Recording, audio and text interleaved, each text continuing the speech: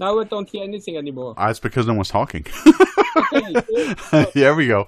Hello, everybody. Welcome to our first ExoLife Hangout of the year. It's now 2018. And you'd think that when you do these things as long as I've been doing them, that all the technology would just work. But I've just spent the last hour or so undoing a lot of digital cobwebs, and now we seem to be working okay. I am hoping that you guys can hear and see us all right, at least me, because I'm the only one on right now. And so welcome, 2018, Life in the Universe. We're here, we're back, and we're going to talk about it today, starting with a couple of astronomers from Villanova University who have written, who's doing some research on are trying to make the case for the certain type of star that might be good to look for life. Now, you've heard me say this many times. I talk to people who are in the exoplanet field, and most astronomers are all about red dwarf stars. You've heard me say this before. Svetlana and Jeff and I have all talked about it. Red dwarf stars have the distinct advantage that they are long-lived stars, they're cool, and there's plenty of time for life to evolve around these stars. But is that really the best? Or what about these other stars? What about the sun, for example, or stars close to the sun? And I think we're going to talk a little bit briefly about some of those types of stars here today with our guests. But before I do, let me bring up my there we go, my astronomical Brady Bunch. Here we are. There's our guests today. Joining me, as they always do, are my three co-hosts, Kevin Lewis, Svetlana Berdughina, and Jeff Kuhn, all from the Planets Foundation. Hi, guys. Hello. Welcome back. Happy New Year. Yeah, it's a good. So you guys, the last time we met, or before the last time we had the hangout, was the last one before we saw each other in California. And we had a meeting, or you guys held a meeting, where you talked about the ExoLife Finder telescope. And I don't know, a lot of people have been asking me on social media how the meeting went. And I just wondered, maybe you guys can maybe give us a little summary of how you felt it went. We talked about the ExoLife Finder telescope, which is the first stage in the Planets Foundation's goals to build some ground-based telescopes dedicated to finding life in the universe. So, you guys want to say a few words about it before we get started? Anybody? Jeff? Sure. I'll tell you where we're at from my perspective. Good. So we had a great meeting, partnership with SETI and a bunch of the Bay Area community. Breakthrough folks were there, Pete Warden and Pete Klupar. We had a bunch of astronomers that work in exoplanet field, plus this broad cross-section of folks that are interested in the problem. So since then, what's happened is we have created a 5-page public document that describes in some detail what the ELF technology and what the ELF concept is. That's available and publicly out there. And we've put together some working groups that are engaged in getting down into the weeds to work out more of the details of that technology and how it works. So I think the meeting did exactly what we wanted, which was to springboard into some more dedicated work, again, volunteer work from a large group of engineers and scientists. And our next events are a couple of meetings and a couple more papers that are in being prepared. As always, we're looking for funding and major resources. The decadal survey for astrobiology is in our targets, along with some other opportunities that we continue to pursue. Yeah, Svetlana. Yeah, go ahead. Do you ask me? Oh, yeah. Okay. Yeah, sure. And I totally agree with this. I think it was a great meeting, and these working groups, what we said, they will produce back up as we speak, but my ISP is giving me grief again. Yes, I'm letting everybody know. It's slowly coming back up. There's no point in even talking right now until he comes back. Okay, there. Good. It seems to be back. All right. Okay. Well, so I think you guys were able to get most of what Jeff had said and some of what Svetlana said. I'm sorry about the streaming, guys. It's my ISP again. I've got a very low stream rate right now, and I don't know why. I rebooted the router. I've done all I can do to make the frame rate as good as I can get it, or the stream bit rate as good as I can get it. So please be patient with any dropouts that you might see. We should be right back. It seems to be going in and out right now. So anyway, with that in mind, I need to push the record button. Okay, now I'm also recording this locally. And so in case this transmission doesn't go well, I'm recording it locally right now, and we will upload it later. So please bear with us. Okay, so the meeting, I felt, just for me, my perspective, the meeting was awesome. I got to meet some really interesting people, some people I had never met before, and it became real during that meeting for me. I mean, I saw this ExoLife Finder, this ELF telescope, start to take shape, start to have life, and to be a part of something on such a early level was really exciting to me. So I was really glad to be a part of it and attend and see what was, all these really great people contributing some really good ideas to what hopefully will be a reality in the coming years. So we hope you'll stay tuned with both not only the Deep Astronomy channel, but with the Planets Foundation work, and support them whenever you can, because this is happening, and it's probably, in my opinion, one of the most solid efforts at finding life in the universe that we have out there. While SETI is doing great work, this is a different branch of the same thing, and they're involved as well. So anyway, it's exciting times, and I'm looking forward to the next meeting. I don't know if there's going to be one anytime soon, but when it is there, I'm looking forward to learning more about it. Okay, so let's get to today's topic. We are going to be talking about dwarf K stars, and we're going to learn about what those stars are and why they might be a good place to look for life. I want to let you guys know I am looking at you guys on YouTube. The live chat is going. Lots of people are here. Andrew Planet's back. It's good to see you back. And Condor Boss, I saw your question. We're going to get to that as we go. And of course, Adam Synergy is back, and all the regulars. So it's good to see you guys. The good back friends again. of us. Yes, that's right. Thank you guys for coming back for the new year. We continue. Yeah, thanks for hanging in there. Adam Synergy is going to be back next week for the Telescope Talk Hangout, because he helps me with those. Okay, I'm also on deepastronomy.space/live, and I'm looking at the Discord chat as well. And so if you want to talk on Discord, I'm monitoring that as well. But those are right now the only two I've got, because I am super challenged technologically today. Okay, so my guests today are both from Villanova University. Oh, no, they're not. No, they're not. Oh, well, your paper says you are. I am. Oh, okay. Okay. Dr. Berdughina is from Villanova, and Dr. Manfred Cuntz is from University of Texas, Arlington, which is actually very close to Dallas. Okay, University of Texas, Arlington. So your lower third's going to be wrong. I went by what was on the paper. And we are going to, by the way, we're going to be talking about a paper that these guys have written. The link to the AstroPH paper is in the description box of this video, so you can follow along as we are talking about it as well as we go along. Okay, so guys, I don't know, who should I start with? Should I start with Manfred or Edward to give us a background on what dwarf K stars are? I want to start there. I think that's a good question for Ed. Ed okay, start. Ed, can you give us a little background on what that is? I have props. We have solar type stars like the sun are like this, except they're yellow. K stars are like this guy, and then we have red dwarfs that are like this. So that's liquid water that's warm enough to have liquid water. You have to be very, very close to the star, like a tenth of the distance that the Earth is. So red dwarfs have become very popular. I observed them, actually, so does Manfred. The nearest star to us is an M dwarf, is a red dwarf star,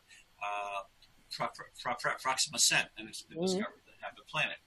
So these are like favorite targets because they're easy to detect planets. If it has a planet and it transits, you're going to have a big drop in light because the planet will be near the size or comparable to the size of the star. They're low mass, so a planet can pull on it and cause radial velocity variations. They have very long lifetimes, actually trillions of years. They just don't change. Once they're born, they last almost forever. And they're found to be very numerous with Earth-sized planets. So that's the positive case. The negative case is that they're different than the sun. They have what we call deep convective cores. They have strong magnetic fields. They flare. So this is a difficulty. They have X-ray emission that's higher than the sun. So what happens is that when you want to get close to these stars to stay warm, you're going to get zapped. You're going to get X-ray flares and coronal mass ejections. It's going to cause problems with the planets retaining their atmospheres, their water, and things like that. So now you're talking. I'm sorry, I've been so busy dealing with these technical issues, looking at those. You're talking about the red dwarf stars. That's right. Okay, good. I'm making a case for red dwarfs. Yes, but while red dwarfs are very active, like you say, and they are very they have these deep convective zones, high magnetic fields, things like that. That generally tends to calm down after a while, right? I mean, at first they're like that. They're quite. This is my understanding, and then they're like that for trillions of years. Not for trillions of years, but for billions of years. Billions, yeah. Yeah, there's Proxima Centauri is 5 billion years old, yet it has a fairly massive flare every 30 hours. It has X-ray emission, stronger. So if you live on Proxima Centauri, you're getting hundreds to thousands of times more X-rays, more ultraviolet radiation than the Earth is from the sun. Or even more, I want to say, even more, 10,000. We just made some estimates, and I want to say, and if I just can eject at one point, the advantage of orange dwarfs is they tend to combine some advantages of M-type stars and advantages of our sun without having all those disadvantages. But Manfred, what do you say to the people that say radiation is good?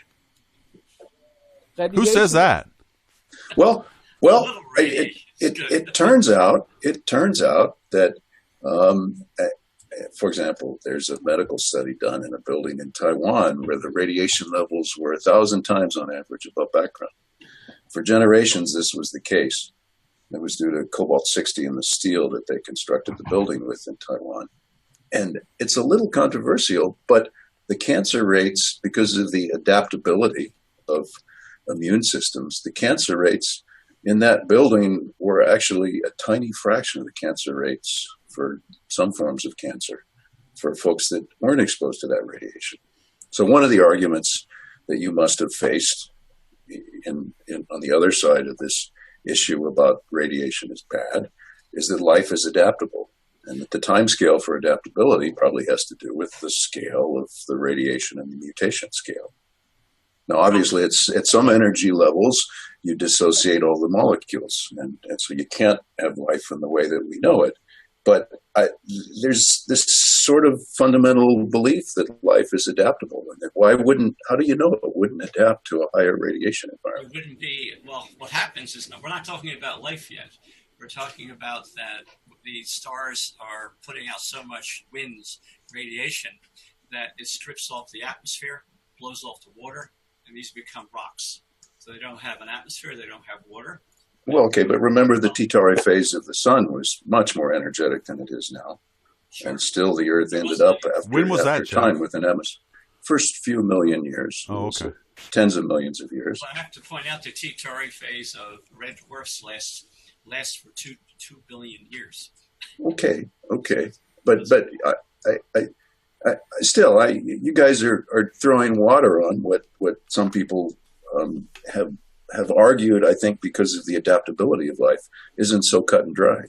Well, you're not even going to get life. I mean, unless you find things that don't need water and don't have an atmosphere. These are going to be. I would agree with that. The case for the atmosphere, that survival of the atmosphere, that is an issue for this habitable zone in M dwarfs. And there are ways. You could have the atmosphere blown off, and then it could be refurbished, replenished with water. Atmospheres are transient phenomena, right? Atmospheres, especially for some of these lighter mass planets, could be generated and created as a function of time. There's an input and an output process into the atmosphere, right? To some extent. Now, you're going to have outgassing, But M dwarfs are long lived in terms of activity, so they stay active for billions of years. So it makes it less likely that an atmosphere and water is going to be present. Now we're pointing out red dwarfs to be what we're talking about. We should point out like G stars. Maybe Manfred wants to talk about them. I mean, we know life can exist around the G star because we're here. But if you come back in a billion years, we're not going to be here. I mean, the sun will expand, climate change, the Earth will no longer. Will be pretty hot here. Then atmosphere will disappear and oceans will evaporate. Yes, exactly. Yes. Yeah. That's soon, in just a billion years. Wow. I it's much I thought we had early, a few more actually. than that. No, I think it's a couple of 100 millions already. Will be bad. Maybe shorter than that. I didn't want to Couple 100 million, Svetlana, really? Yes, it's true. Because of the life cycle of the sun, not because of man-made influences. Yes, the sun gets brighter. Sun I always thought we had at least 4 billion years left. Higher luminosity, that's higher radiation. Giant phase. Right, exactly. It's not giant yet. It will be just moving along. It's still moving along the main sequence up, No. Yeah, I know. But that's why I thought we had so much time. You're saying a few 100 million years. We may not be here. It doesn't mean that life doesn't exist. They'll be extremophiles, Well, they may be very smart externophiles. In that time, they have to evolve. And we all move to Mars. Don't forget that. We will be around. We just move to Mars. But I want to say there's not much evidence for smart extremophiles.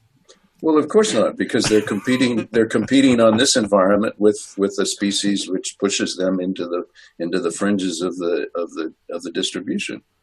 But if you started with a system that had externophiles, how do we know when they're not in competition with this other environment that they wouldn't end up where we are? But they have biochemical disadvantages. To what? Being an extremophile? Yeah. Okay, well. Yeah. Well, maybe in proceed. that world they will be normal. The extremophile for us, but for the world which is highly radiated or heated, that will be normal survival tactics. They will be feeling comfortable there. What you're looking for is a very intelligent tardigrade. Yeah, those creep me out. How did you know that we love tardigrades? How did you know that? Svetlana and those guys love them. Maybe. Perfect. I think. Can we see the tardigrade on Kevin's desk? No, it's. I have the. We have tardigrades all over. Kevin decorated Christmas tree with the tardigrades. I have them in my office, real ones. A real one? Yeah. Well, we have them in a spacesuit, maybe you noticed. So we're getting back. We have the advantages and disadvantages of red dwarfs. Is that they live a long time. There's many of them. They do have planets. The disadvantage is that they are very active. They remain active for a long time. They irradiate the planets with X-rays and pins. The planets planets are very close in, and they're getting, as Manfred said, hundreds to even hundreds of thousands of times more radiation than us. What happens with red dwarfs is that if you're going to be in the habitable zone, you're most likely going to be zapped. You're going to get a lot of radiation that could remove the atmosphere. If you get to the sun, the sun's big. The sun has is changing. Somebody should mute their keyboard. It's Kevin. Sorry. So the solar type stars are evolving. Our Earth, as Svetlana said, in 100 million years, 200 million years, is no longer in the habitable zone. We're going to run a greenhouse effect. So if you come, and as I said, if you come back in a billion years and look at the sun and the source, you won't find. There won't be intelligent life on Earth. Maybe it'll be on Mars. Maybe we'll get out of here. So what we're making the case is that K stars are between these two. They're the Goldilocks stars. They have the characteristics of long life, and like the M stars do. There's many of them. 7% of all stars are K or orange dwarfs, and they have the advantage of being stable, like the sun. So they kind of fall in an area that you would call Goldilocks. They're kind of just right for sustaining and for developing.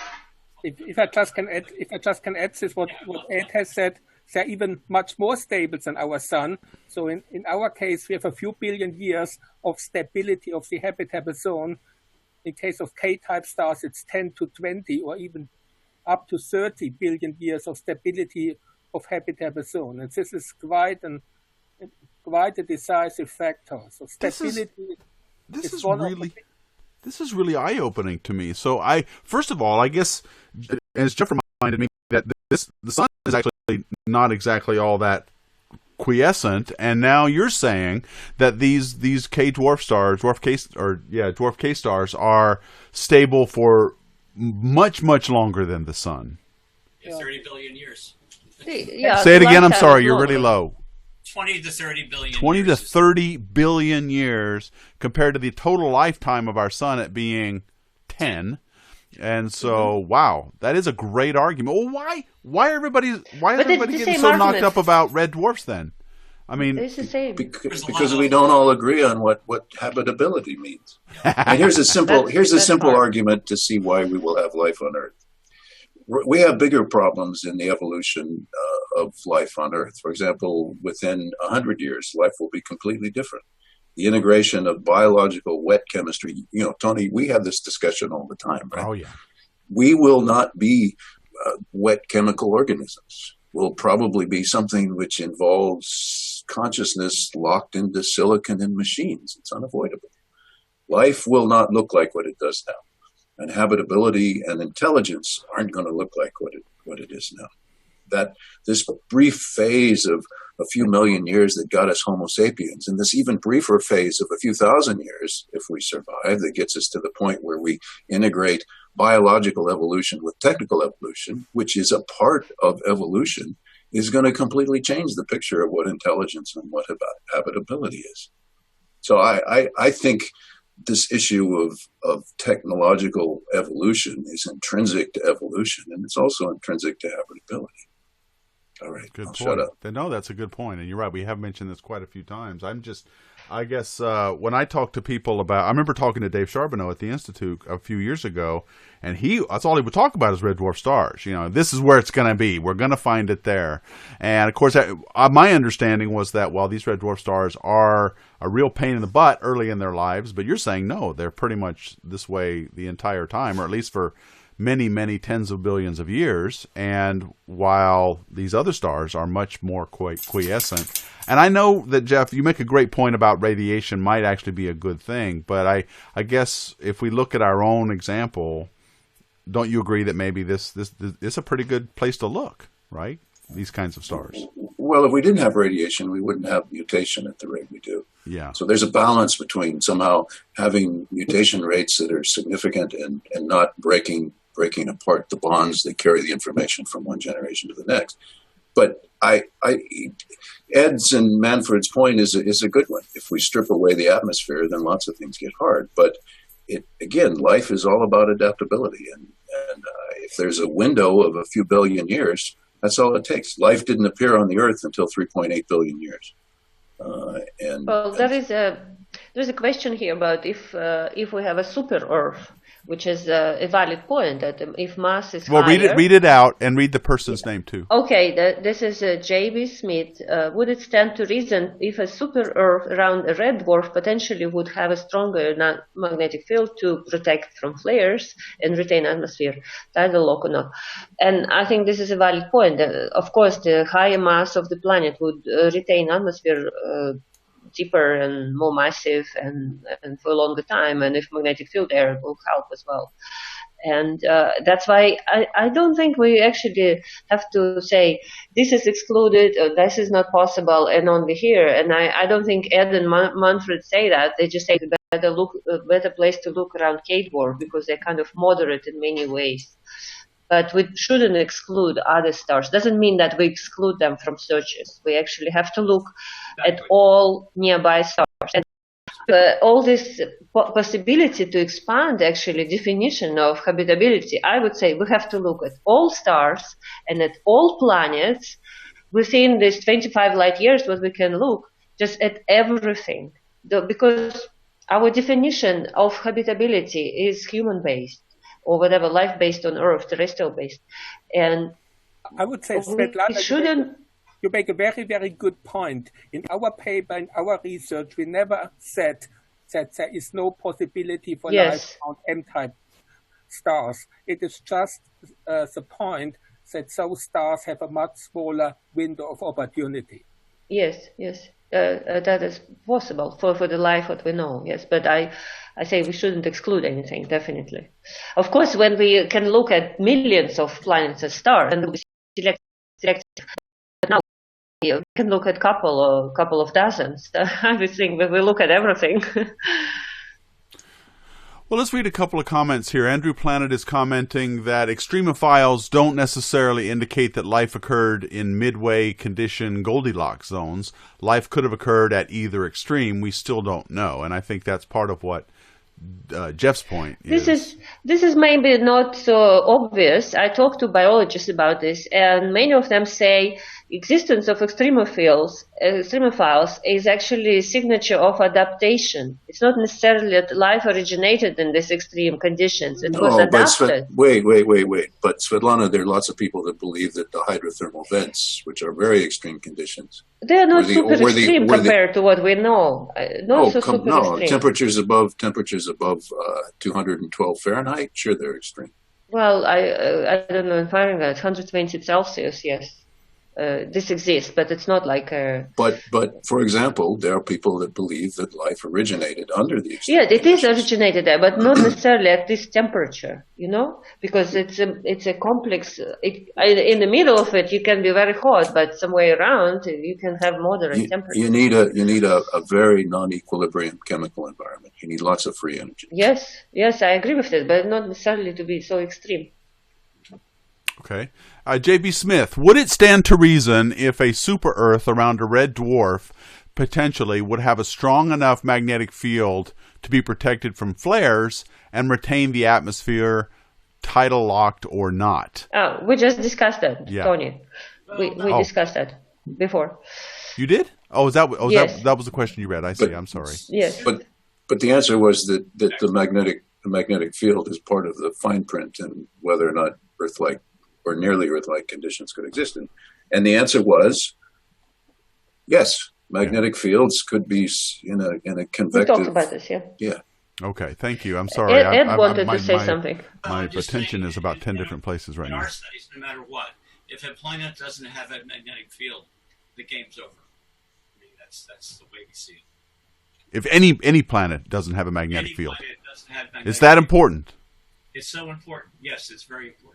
Okay. Look at Mars. Mars once had a magnetic field for the first billion years. It once had water. It once had a nice atmosphere and possibly life. And the magnetic field went away. And Mars got stripped of much of its water. It lost most of its atmosphere. And there we are. We have a planet that's cold and hostile. And because the magnetic field went away. The reason it went away is it has a small core. And so it cooled down in a billion years, and that's the situation with Mars. So we think in all of our studies we did with planets, if it doesn't have a magnetic field, the atmosphere gets stripped away, water gets taken, and if it has no atmosphere, has no water, it makes it very difficult for life. It would be like Mercury, or the Moon, and or even Mars now. So that seems it's still interplay between magnetic field and Mars. Like Venus is the size of the Earth, and it doesn't have magnetic field, but it still has the atmosphere. So the Mars is still big enough to hold on heavier gases. I mean, of course, the water is evaporating and dissociating, evaporating. But CO2 is there. Yeah. Well, Venus is a nice place. No, it's not. Venus has its own set of problems. Well, in a related question, let me ask Piper Tripp's question then. When we're talking about magnetospheres, how long can an Earth-sized planet maintain its magnetosphere? What are the factors that keep a magnetic field going? And for how long can an Earth-sized planet maintain that? That's geology. Yeah, that's a good question. Interior motion. How quickly it cools down, yeah. So the Earth has a magnetic field because of its liquid core, and it's right, and it's called a magneto. It has a convective envelope that gives it enough motion of essentially currents. You need currents, and you need something. Well, we can try to extrapolate from Mars to Earth. So Mars lost its magnetosphere within the first billion or after 1 billion. It's and interesting. Earth still has it, So question was with super Earths is that a lot of people think they would have stronger magnetic fields, but there's studies out where it isn't. It's that they may be the gravity may be so strong it might prevent convection, and there won't. Okay. Interesting. I mean, I was rooting for super Earths because there's so many of them, hoping they would have strong magnetic fields. But then there's papers out that claim that may not be. They may stagnate. Oh, but they can't know that yet, can they? Yes. We don't understand the magnetic field on the Earth. We can't predict a dynamo Models cycle. are difficult. Yes. So if you can't understand the Earth, then I don't know how. Yeah, I think it's still out on the super Earth too. But the other thing that comes out of those requirements for the magnetosphere is a high metallicity in the star, right? And what does that have to do with the magnetosphere on Earth? Well, you need lots of iron. You need heavier elements. Oh, I see. So in the early solar system. Oh, okay. Well, they shouldn't be deficient, but solar composition, kind of. Well, Bjorn Larson, I'm like Tony, flabbergasted that we only have 200 million years left, not a couple of billions. Heck, I have to reschedule some stuff now. I know, right? I mean, I'm sorry, but I was counting on a few billion here. This is really news to me. Svetlana really got me nervous now. Yes, I may find more details. There are model calculations. I looked it up once very carefully, and it's not 1 billion. It's less, significantly less. Wow. Half a billion would be generous. Half a billion would be generous. Yeah. Oh, okay. Wow, thank you, Edward. You're making it even. It's true. Well, you gave us a couple hundred million. Well, less optimistic 200. I'm sorry, 200 million. Well, Maxentius has a good question that Kevin's put up here for us. Is it possible that potential plant life around K stars might be black in color to absorb all wavelengths, and they couldn't afford to reject green light? It's hard to make photosynthesis work longer wavelengths. That's just this is one thing, and they reject very little green star light. If you look at the spectrum of our plants, they reject like 5% of green light compared to the blue and red, and that's why they look green. Just they absorb 95% of everything else. So I want to say an important point about any plants, plant life, and so on a planet around a K-type star. Realistically, those plants should make use of infrared light, because that is really the dominant form of light being sent out by dwarf K-type stars. So, realistically speaking, that would be really the part of the electromagnetic spectrum that needs to be harvested. Yeah, we don't know how to do photosynthesis there, though. Optical light is not that low compared. I mean, it depends. If you take K5 or K1 star, this is a little different. Yeah, it's not much different. It's not so bad. I don't think it's so bad. It is still some photons. I agree. Now, red dwarfs have a problem in that their light is way in the IR. So they probably won't be black, but yes, they will. I mean, green vegetation has very low albedo. Only maximum 10% of light is reflected. It's true that if there would be that green light from the sun little thing, no. The green vegetation on Earth absorbs almost all visible light, so they are very low albedo. Yes, and if they wouldn't have this little green bump in the middle, they would look black, actually, pretty dark without colors. So that green little 5% excess of green light makes them look green. But if you look at vegetation, it's dark green, so it is dark. Wow! It absorbs a lot. I gotta say, I'm learning a lot from you, Svetlana, today. This is cool. So let's see. I don't understand this question, but I'll ask it anyway. From Condor Boss, how much mutation due to the sun's UV versus decay of transuranics? I don't understand that. What's the transuranic? So I think he's asking what's the origin? Transuranium elements in the periodic table. is the origin of the radiation from the surface of the Earth versus from above the Earth's atmosphere, and for the mutation so the magnetic cycle of the Earth is randomly of order 1 million years, and as it reverses, there's a radiation dose that hits the Earth, which is associated mostly with solar high energy cosmic rays. The ultraviolet flux, I don't think is a significant source of mutation, but we need a biologist to confirm that. Oh, he clarified transuranics. He meant natural radiative decay of isotopes in the yes. Yeah, you knew that. Okay, you were already there. I think that the part of the energy particle spectrum that comes in from cosmic rays is much more important for the kind of mutations that drive evolution than the UV. I mean, the UV is not very penetrating. Right. Yeah, and this natural radiation, it's not very large unless you are in a place where they're in abundance. So I would say, so that. Yeah. Okay. Yeah, you're right about that. Paranor 001. I'm about to. She goes. Looks like I'm about to grab a 5-pound sledge. You got that right. It looks like things have stabilized quite a bit, folks. So thanks for being patient with the stream. I am sorry. I do have the ability to stream over 4G LTE, but I don't have the money to pay for the plan. So I'm a little bit dependent on my ISP at this point. So it takes about 2 gigabytes of data on a normal LGE or LTE plan to do a hangout. So that's quite a bit of bandwidth I don't have. Otherwise, you wouldn't even have noticed. You need to contribute to your program. You need to contribute to Deep Astronomy if you like these hangouts and you want better stream quality. Thank you, thank you, Jeff, for that. Okay, so all right. So you've made a good case for YM. First of all, red dwarfs are not so great. As everybody's very excited about.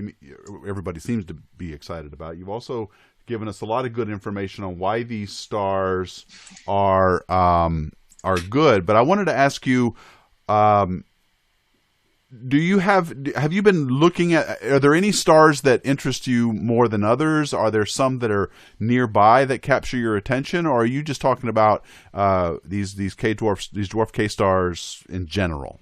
Are there any in particular that have you excited? What's your favorite K dwarf? Yeah. Oh, I know mine. But maybe it's the same as yours. Yeah. Okay, I've also won. Well, it's Centauri B. It's a K dwarf. A is a G star, B is a K star, and approximately M star. We have this beautiful split of stars where we can verify all our theories, which star is better. You know. So we have a collection. We don't have any exoplanets. Well, we have to find them. Of course, we don't know them. It's not that we don't have them. We don't know them, but we're optimistic that they must be K, I think, also. Star. I'm not so fond of Alpha Centauri B because it's a member of a binary system. Oh, binary. With Alpha Centauri A. And it might make planets, it might make it unstable for it to host a planet. It have to be close in. So, and of course, we just forgot to mention that Proxima Centauri has a planet in the habitable zone, but that's a red dwarf. So my favorite is Tau Ceti, and I see. My second favorite would be Kappa Ceti, but that's too young. It's under 1 billion years. So that's why I'm doing a paper on Tau Ceti now. How about Epsilon Eridani? Epsilon Eridani, yes. Epsilon Eridani is another one. So Tau Ceti for Ed, Epsilon Eridani for Manfred, and yes. Proxima. I'm sorry, not Proxima. Alpha Centauri B for you, Svetlana, right? Yes, we have a perfect 3 candidates. I love all of those. All those 3 are great. On my list too. So we agree. Yes, absolutely. Oh, Condor Boss, I can't read that, dude. Okay, what about UV or UY Scruti? What is that? That's not even close, is it? Scooty? UV. Scooty. What? SETI? SETI. UV SETI. UV SETI. UY. Oh, this is UY. the M. UY SETI. UY. You said SCURTI. I don't think that's a constellation, is it? Scutus, it is. Scutus. Okay, yeah. Alpha Skia. I have heard. Okay. What does he say about it? I just want to know what you thought about it. That's all. What they just say, what about? I haven't thought about it. So there you go, Adi. Lunar black star. I'll look it up. Okay. How might a life signature on an electromagnetic chart look for a planet revolving around a dwarf star versus a sun-like star, most main sequence stars? Let's see. How might a life signature on an electromagnetic chart look? Oh, okay. So, yeah, this is a good one for you, Svetlana. Okay. What would a life signature, when you're looking at the spectrum of the light reflected from an exoplanet, what would something get you excited? Hey, there might be life there in the spectrum. Well, yes, we look for some photosynthetic signature, which not necessarily exactly the same as on Earth, and as we talked earlier, particular signature of photosynthesis is that it's, again, very much adapted over millions of years to make it very efficient. So that absorption signature is like square, like a box. So that means that all the photons within that spectral range, they are useful for dissociation of water. And hello, what happened? Kevin is sharing his you put screen. this up. Yeah, this is Kevin. Okay, so when we see, this is a plot in the middle with the green line here. Like this is like a box shape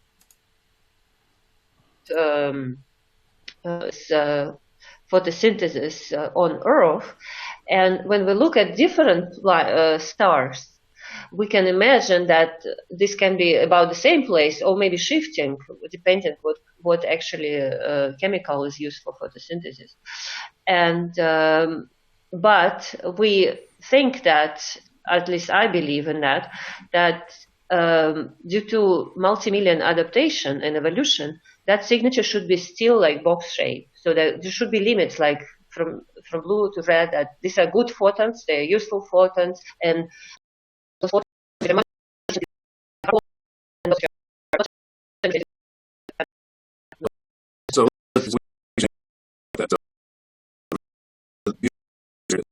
that you see near in the red. So this is the reflected intensity. The bump that we've been talking about that makes plants green is that point. Yeah, it's in the middle there. Right in the middle. It goes up a little bit, then it goes down. But the point we were making earlier is that plants, this is how much the fraction of light that's reflected.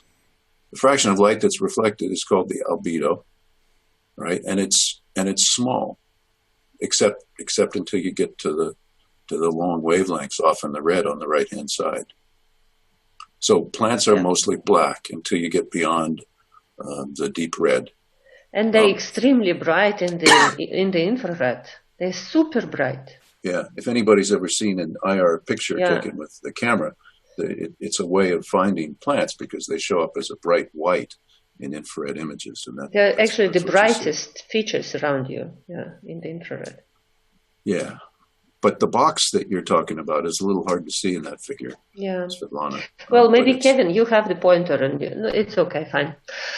Yeah, so this is the signature we would look, like photosynthesis signatures, because they're not me only, but many scientists believe that photosynthesis could be a very common process. It may not necessarily based on the same process we have here, but in general, synthesizing complex molecules using energy of photons coming from the star.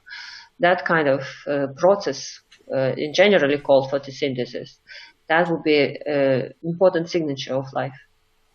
Okay, good question.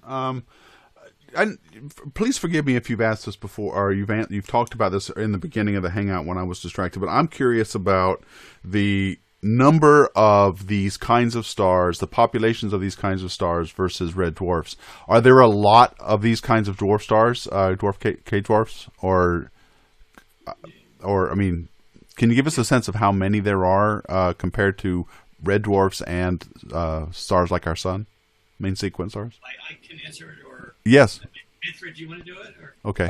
Yes, I can answer it. Okay. I would like to say, roughly speaking, so about 75% of main sequence stars are M, 15% K, 7% G, and about 1 or 2% are F and A-type stars, respectively. So, in other words, the K-type stars are taking silver medal for sure, and so they are not as abundant as red dwarfs as M-type main sequence stars. But as I said, they have a lot of advantages. So they are second place in abundance, but they're avoiding many of the disadvantages of M dwarf stars. And the sun took third place, right? The G stars. Yeah, that's third. place. Wow. Fourth medal. Okay, that's interesting. So of the main sequence stars in our galaxy, there are quite a few of these types of stars around. And can you give us a sense of how, compared to all stars in the Milky Way, how many there are? I mean, as a percentage? Because these are main sequence stars, but there's lots of other stars in the Milky Way. I would like to say about 90% of all stars are main sequence stars. Okay. 90%. So most of the stars in our galaxy almost are main sequence stars, and of those main sequence stars, these take up, would you say 17%? About 70, 75%. Oh, 70, 75. Okay, 70, not 17. Okay. Yeah, 70 to 75% are M dwarf stars, and about 15% are K dwarf stars, and about 7% or 8% are G dwarf stars like our sun. Okay. All right, good. Well, so we're getting close to the end of the hangout, and I just want to ask you guys, what's next? Where do you guys go from here in your research? So I think you're making a very strong case for these types of stars to look for life. What's the next step? Ed? Maybe Ed can...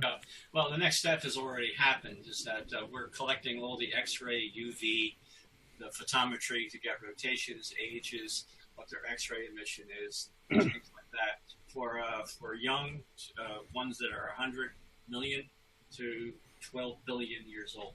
So we're making a relationship to see how they change with age.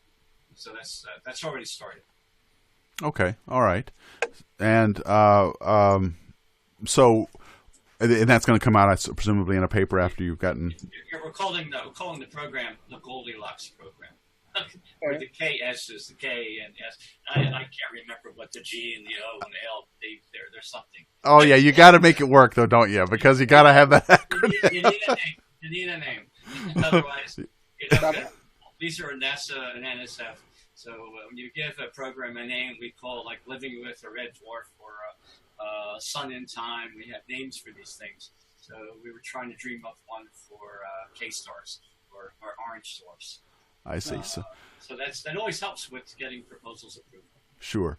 And since you're looking at X-ray, presumably you use Chandra a lot, and maybe with New Star, maybe. There's an awful lot of archival data. There's data that have Rosat, the German X-ray. Oh right, yeah. Oh yeah, there's tons of data there. So we go with them first, then we try to fill in the gaps of where there's missing ages, because you want to see what happens with X-rays and ultraviolet over time. Then you can make a timeline of how these things change. And when the stars are young, they spin fast and they're very, extreme. They have a lot of X-rays and ultraviolet radiation. As they spin down, this becomes less. So you can take a star which has a planet, like the one I was just talking about, Tau Ceti, is 7.5 billion years old. We got fresh data on that one because it's missing. It's a fairly inactive star. So you want to get a timeline, then you can go up and you can trace back what Tau Ceti was like 2 billion years ago, 7 billion years, 5 billion years ago. You can take a whole timeline to see what those planets had to endure in terms of X-ray, UV, winds emissions from that star. So that's how we work it. Okay. All right. Well, is there any final comments you guys would like to make before we head out? Ed, or Manfred, do you have any final words on what you guys might be doing next or where you're heading? I would like to say Ed really summarized it very, very nicely. It is follow-up work which consists of data collection, analysis of data, but eventually also theoretical work. So theoretical work involving the stars and the planets. And yes, a topic which was discussed today is magnetospheres of planets. So there's a lot of both observational and theoretical work still to do to have a better picture. But I think we are working hard. I think we are improving. We are collecting data and we are doing theoretical work. So as we speak. Good. All right. Well, let me end it with just one more question from Miguel Johnson, who's asking a pretty good question that we could maybe address as we head out. He goes, is there any evidence of dark matter, dark energy influencing the behavior or creation of stars or star systems? I've only ever heard it mentioned in terms of galaxies in the universe. So does dark matter, dark energy have any effect on local stellar systems, or is this a large-scale effect? Or do we even know? I think it all depends on our models, okay? So the resolution of our models allow now to include galaxies, but when the models become so precise and supercomputers are very fast, scientists can decrease the scale, and maybe they can produce stars. We don't know, but this is not necessarily true. There's one twist that folks have looked for dark matter concentrations that appear in the centers of stars. That if they were, for example, axions or certain particles that could affect reaction rates, then would that be? Does it have an observable signature? But that's hard, and it's all speculation, and there isn't any. But there's also another twist, because some people say dark matter doesn't even exist. Yes. But those not everybody believes that. I'm not saying those people are true, but I just would like to mention it for the sake of completeness. But I appreciate your comment. That's a great comment. Yes, most definitely. It's still not a settled matter by any means. Same with dark energy, for that matter. Okay, well, what about radial velocity on getting these K-type stars? Is that possible? Measuring exoplanets it should be possible on anything that you can get a spectrum on, right? Yeah. It's been done. Yeah, okay, that was from Condor Boss. I saw I'd throw that in there real quick. Well, Tau Ceti is the example of it. Yeah. Right. Yeah. And radial velocity, if you don't know what that is, guys, it's a measurement of the wobble of the star as the planets that orbit pull the star in different directions, and that shows up in a wobble or an emotion of the absorption lines in the spectrum, or the emission lines in the spectrum of the star. It goes from side to side, and that's how they can tell there's planets there. That's one of 3, I think, methods for finding planets. There's radial velocity, transit, and microlensing are the 3. Let's get in a plug for astroseismology. That same data, when it's taken with a good enough cadence and a high enough resolution, gives us all the information that Ed and Manfred want to have to know about the interiors and the rotation of those stars too. So say that again. So if we have a high time cadence spectra, we can get an idea of the activity of the star. Measuring oscillations on the surface with that same kind of data, radial velocity data, is incredibly powerful, and it's the new. And ESO has a spectra. What is it? Oh my gosh, I forgot it now. HARPS. Thank you. HARPS. Yes. I did that with the star recently, where they actually saw the granulation. The granulation of it was a very coarse granulation, but they did see it in one of the stars they were looking at. I can't remember it off the top of my name. I did a Spaceman News on it. But yeah, so HARPS is one of those instruments that can do that kind of work. Kepler did a lot of combination of these transits, and for transits in planets, they studied oscillations of stars, and this gives you the constraint on the size of the star, and that means that you can determine the size of a planet better if you know the size of the star. And that's photometry, so the oscillations and brightness that's photometry. Yeah. So support your local radial velocity and photometry time series program. Yes, coming soon to an observatory near you. So, all right, guys. Well, we got another one under our belt. I want to thank our guests, Dr. Manfred Cuntz from the University of Texas at Arlington, and Dr. Edward Quinan from Villanova University. Thank you guys for taking time out to talk about your research and to let us know about K-type stars. I am excited. And a little bummed out. And we want to hear about Tau Ceti. Thank you. Yes. A little bummed out. I have to get some therapy now, thanks to Svetlana. But, Hey, come on, it was a big deal. I thought I had 4 billion years. I don't. I just don't. Yes, now. You better make a good agenda for the next 100 million years. My next couple of 100 million years are full. Booked out. Yes. All right. Well, guys, we are going to be back in 2 weeks. We'll be doing this again, hopefully with better ISP issues. The name of my ISP, by the way, is Spectrum, and it's okay to complain to them. I know I am going to because it feels like it's a new company, Spectrum, isn't it? They're acting like it. I can tell you. Oh, you had been. Well, this one is new. It's the only choice I have. I don't have any. It's not like I can say, well, I'll go somewhere else. Don't have that choice, do I?